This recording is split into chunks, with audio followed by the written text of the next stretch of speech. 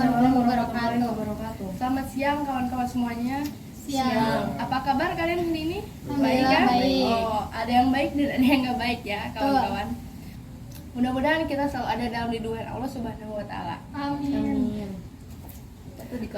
Saat ini saya akan membahas tentang hak asasi manusia ya. Sebelum lebih lanjut, saya akan menjelaskan terlebih dahulu apa itu hak asasi manusia.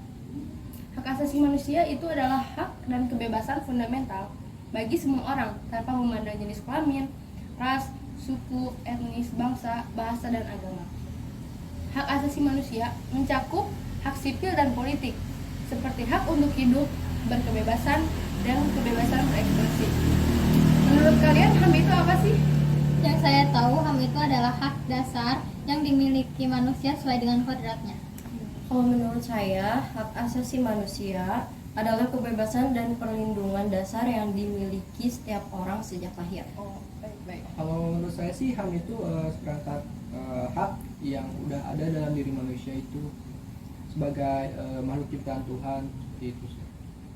Selanjutnya, makna hak asasi manusia. Hak asasi manusia itu maknanya ada dua nilai kunci yang menjadi dasar konsep hak asasi manusia. Yang pertama, Sama apa? yang pertama itu adalah martabat manusia, dan yang kedua adalah persamaan. Hak asasi manusia sebenarnya adalah definisi dari standar dasar yang diperlukan untuk kehidupan yang bermartabat. Ada yang tahu karakteristik HAM itu seperti apa? Saya tahu, Oh, bagus. Apa itu? yaitu hak asasi manusia berlaku sama untuk semua orang. Oh, lalu Selain itu juga HAM itu bersifat universal ya, yang artinya HAM ini mau di belahan dunia manapun itu sama aja kepada setiap insan yang ada di dunia, seperti itu. selanjutnya ada yang ingin berpendapat tentang hak asasi manusia? Hak asasi manusia tidak dapat dipisahkan. Tidak ada yang dapat diambil karena hak tersebut kurang penting atau tidak esensial. Dalam menuntut hak-hak ini, setiap orang juga bertanggung jawab menghormati hak orang lain dan mendukung serta melindungi yang haknya dilanggar dan ditolak. Selain pengertian dan makna hak asasi manusia, ada pula kerangka hak asasi manusia. Dalam menuntut hak ini, setiap orang juga bertanggung jawab menghormati hak orang lain dan mendukung serta hak orang lain yang dilanggar ataupun ditolak.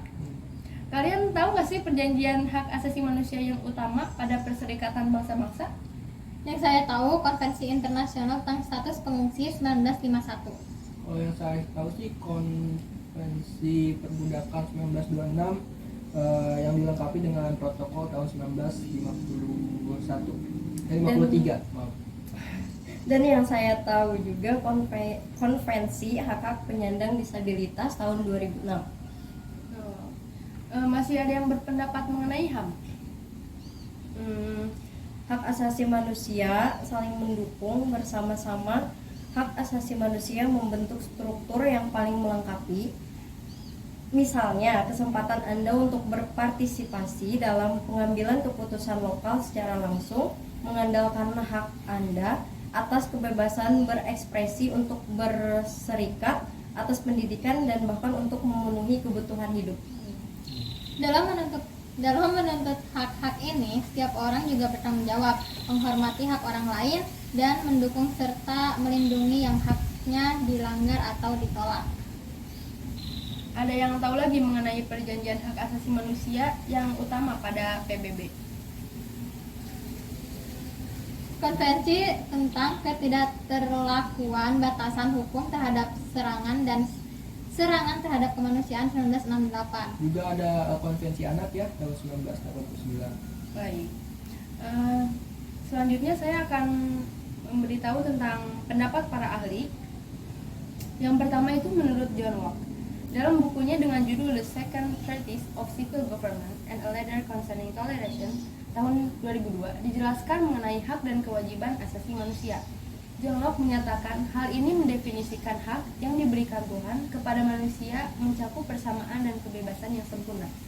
Dan yang kedua, menurut Profesor Notonegoro, dilansir dari buku Ilmu Hukum tahun 2000 karya Profesor Dr. Sacipto Harjo, Profesor Dr. Notonegoro menyebutkan hak dan kewajiban asasi manusia didefinisikan kuasa untuk menerima atau melakukan suatu yang semestinya diterima atau dilakukan secara terus-menerus oleh pihak tertentu dan nggak bisa dilakukan oleh pihak lain. Jadi, konklusinya hak asasi manusia itu memang ada bagi setiap orang, tidak memandang siapapun orangnya walaupun orang itu berbuat kejahatan. Jadi hak asasi manusia itu tidak bisa diganggu gugat dan tidak bisa diperdebatkan karena setiap individu mempunyai haknya masing-masing. Terima kasih, sekian dari kami. Wassalamualaikum warahmatullahi wabarakatuh. Waalaikumsalam warahmatullahi Waalaikumsalam warahmatullahi wabarakatuh. wabarakatuh. Dadah.